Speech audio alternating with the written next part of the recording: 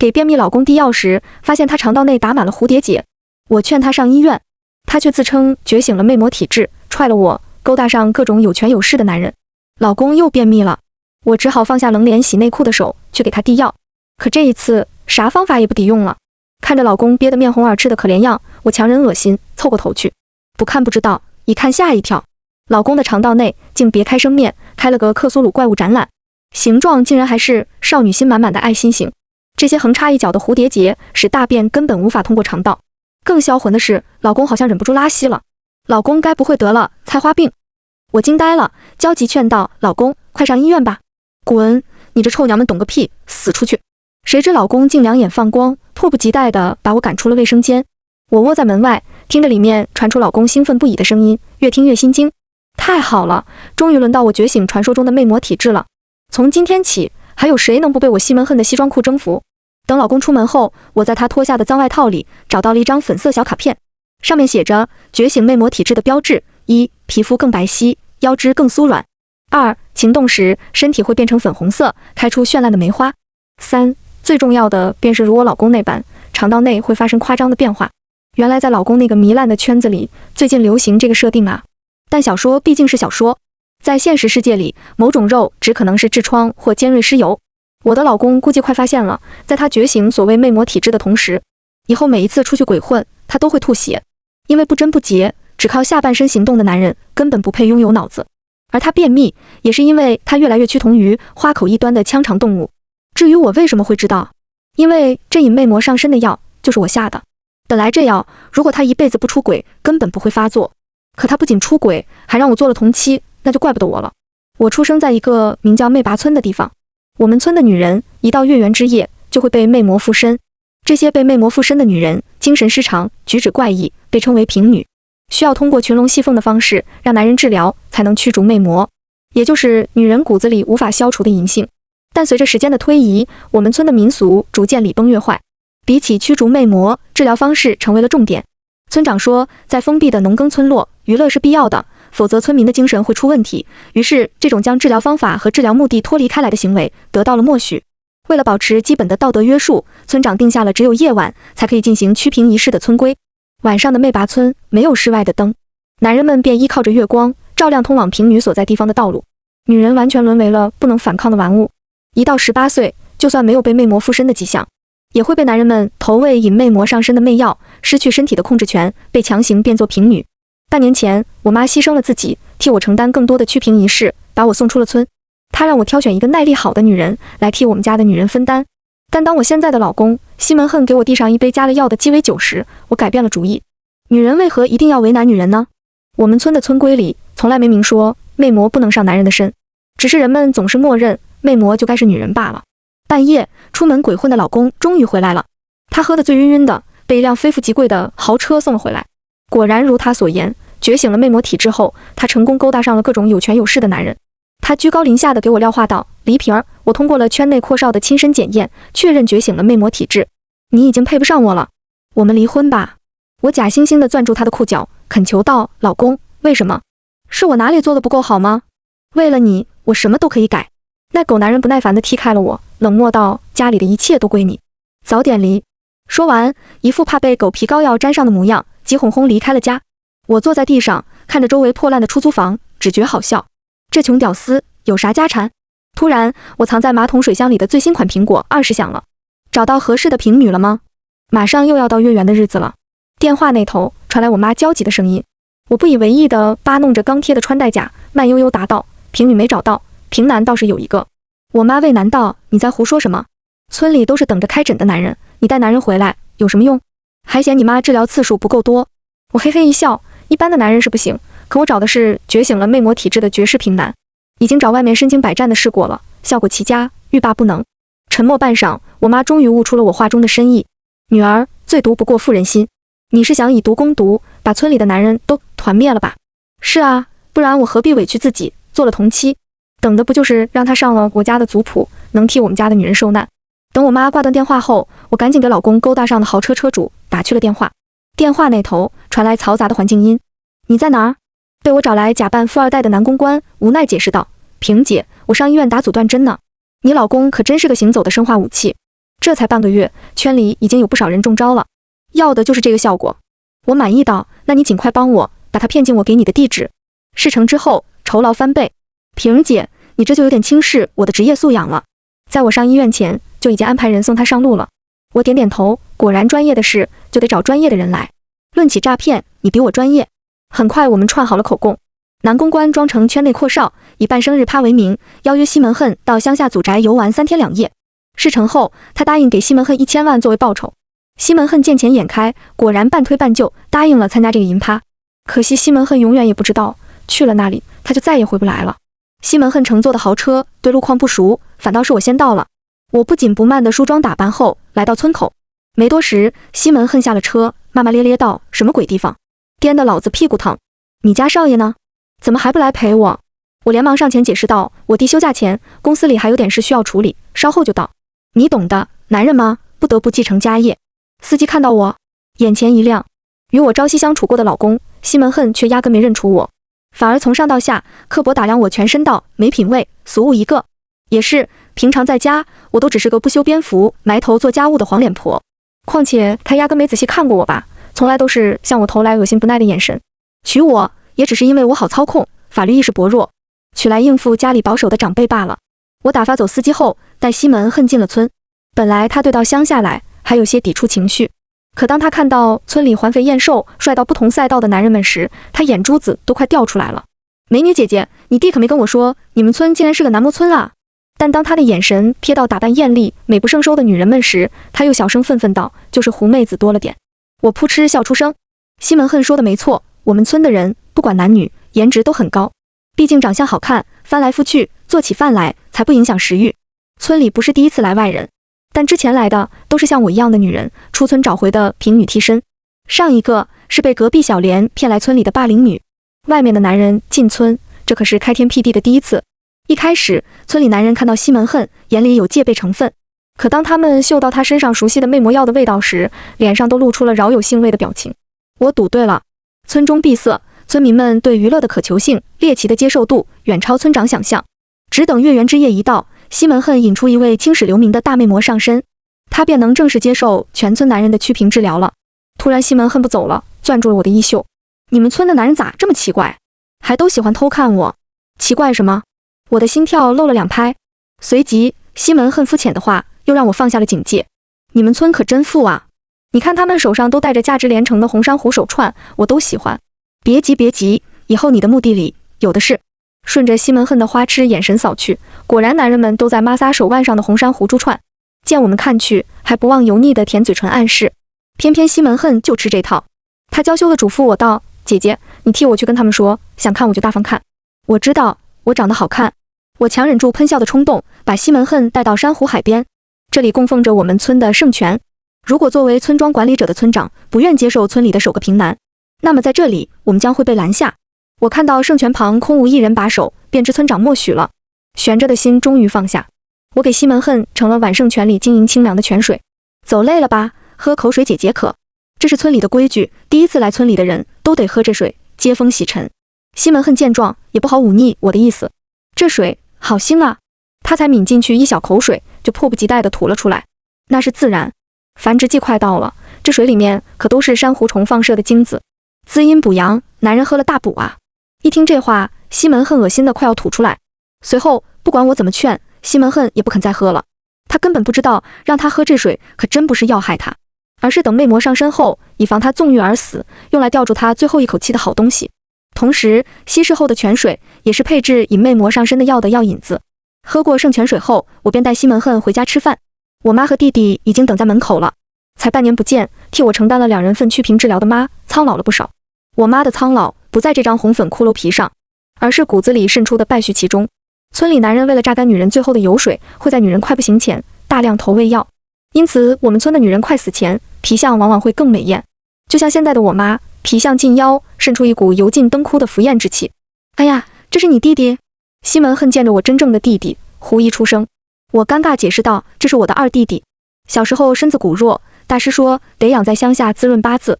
好在西门恨被我弟的皮相晃花了眼，主动挽着我弟还算硬挺的胳膊入座了。这位好弟弟，听说父母感情好时生出的宝宝最漂亮，你爸妈生你时一定很恩爱吧？”等西门恨吃过下了药的饭菜，躺到屋里呼呼大睡后，望着屋外越发皎洁的月光，我们一家3口聚到了院中。是时候该到祠堂里上族谱，进行请魅魔附身的仪式了。本来时候一到，魅魔是会自动附身到村里姑娘身上的，但西门恨之前不是我们村的人，在此之前，等先进行一道上族谱的仪式。东西都准备好了，出发吧。我攥紧手中的结婚证红本本，招呼大家出门。我弟却犹豫道：姐，这样真的合适吗？我感觉他也不是那么坏。我心里一阵咯噔，我这弟弟果然是看着老实，心里想玩的比谁都野。他这话的意思并不是真可怜西门恨，而是怕等西门恨引了大魅魔上身，太多男人跟他抢，反倒让他不能玩得尽兴。可西门恨不是普通的平男，而是我找来灭村的生化武器啊！毕竟是我的亲弟弟，我决定最后提醒他一下。我正色警告道：你给我管住自己！他这个平男，你说什么也不能碰。弟弟不情不愿地哦了一声，也不知到底有没有把我的话听进去。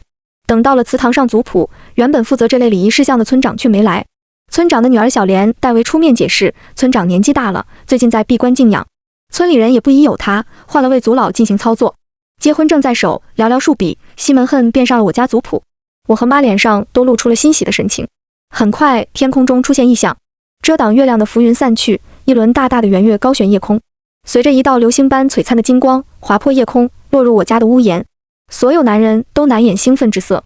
之前村里遭魅魔附身的平女，最厉害的也不过紫光上品，譬如小莲身上的潘金莲，我妈身上的庞春梅。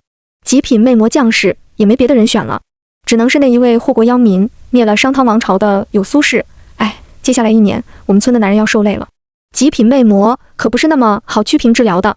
原本还有些男人对平男心存芥蒂，现在妲己魅魔一上身，所有男人们满脑子都只想着怎么能快点轮到自己，当一把纣王过瘾了。我听着周围男人们得了便宜还卖乖的口水话，只觉得恶心。这时我才注意到我弟早消失在了人群里。极品魅魔果然名不虚传。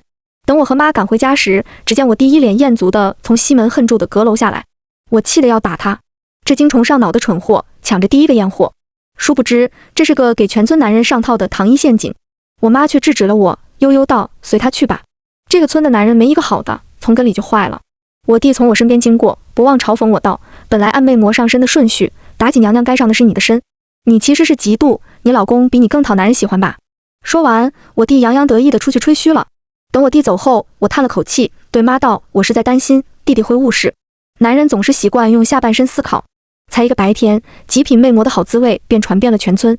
男人们顾忌着月光不现，不能进行祛平仪式的民俗，这才没在白天来。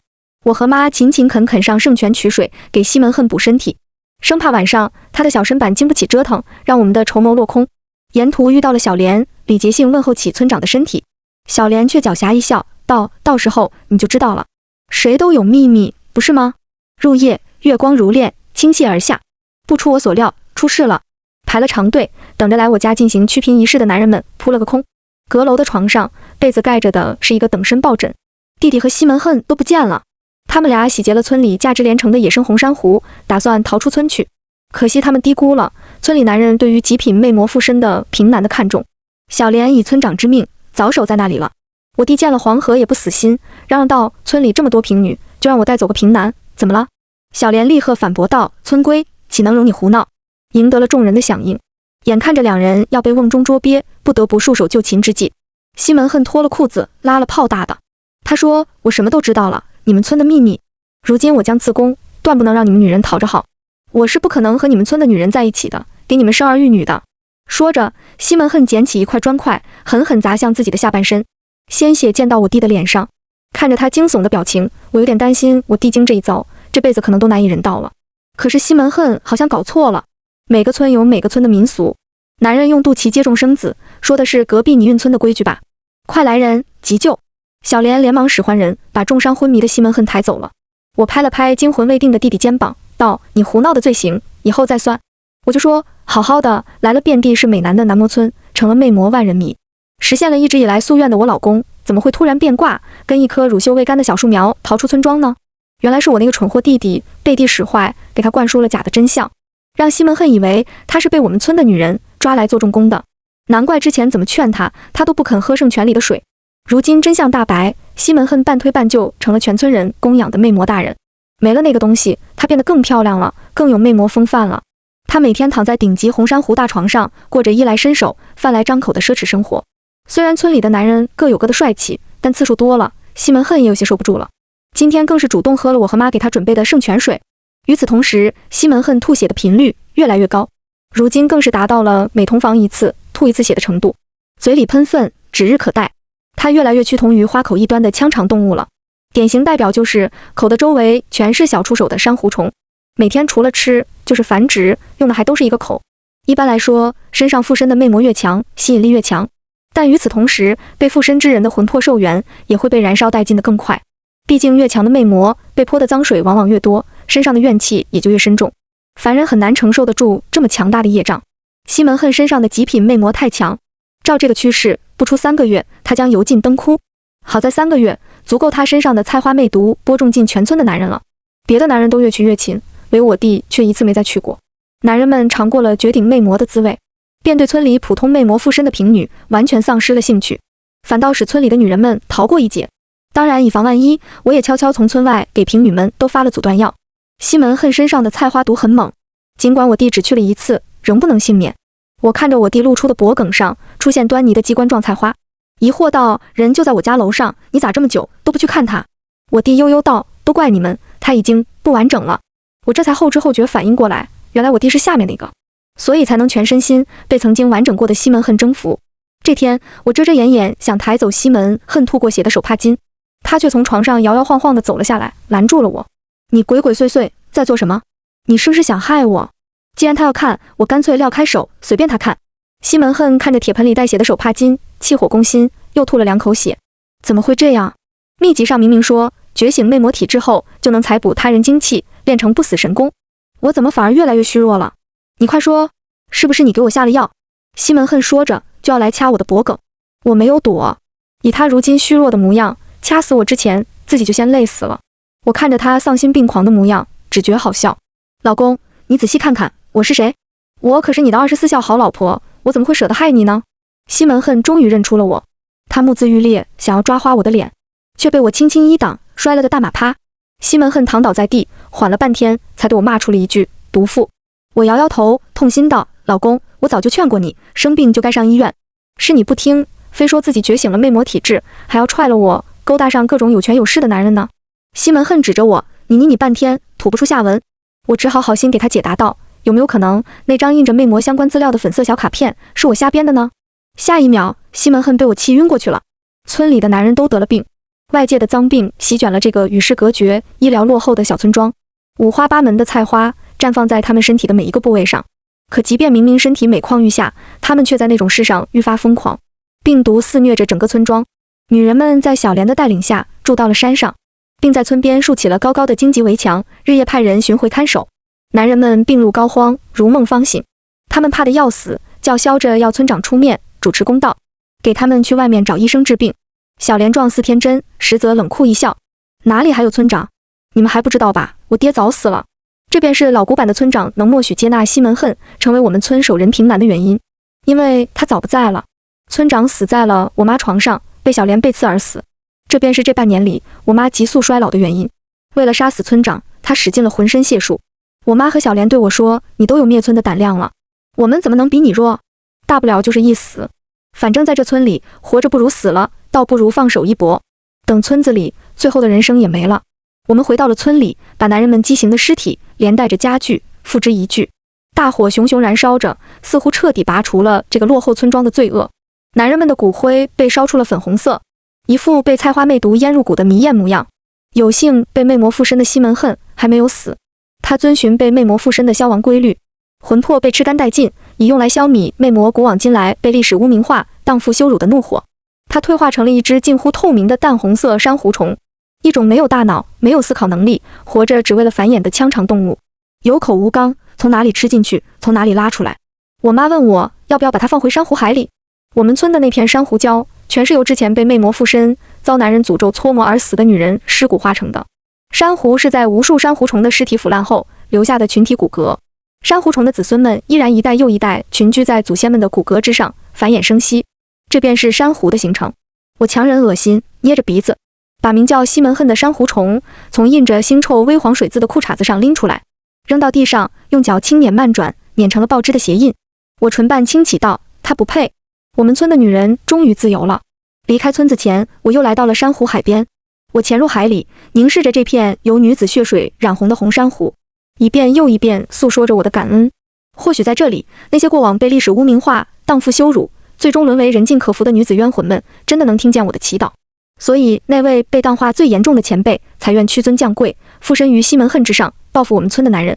魅拔村，一个囚禁着历史上知名的荡妇冤魂的村庄。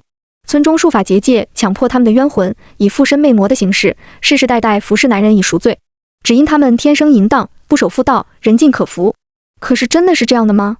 妲己，苏氏部落女，有苏国人。一周书中提到，有苏部落被商纣王讨伐后，有苏首领为了维护部落的利益，决定将妲己献给商纣王。事实上，她只是一个小女子，政治的牺牲品，并不是被讹传的妖艳狡猾、残害忠良的妖女。潘金莲，清河县知府的女儿，她遵循父命，嫁给了一表人才的阳谷县令武直。二人琴瑟和鸣，感情甚笃，却遭到武直盟弟王某的嫉恨。王某恶意散播武大郎的谣言，使潘金莲成了与西门庆有外遇的荡妇。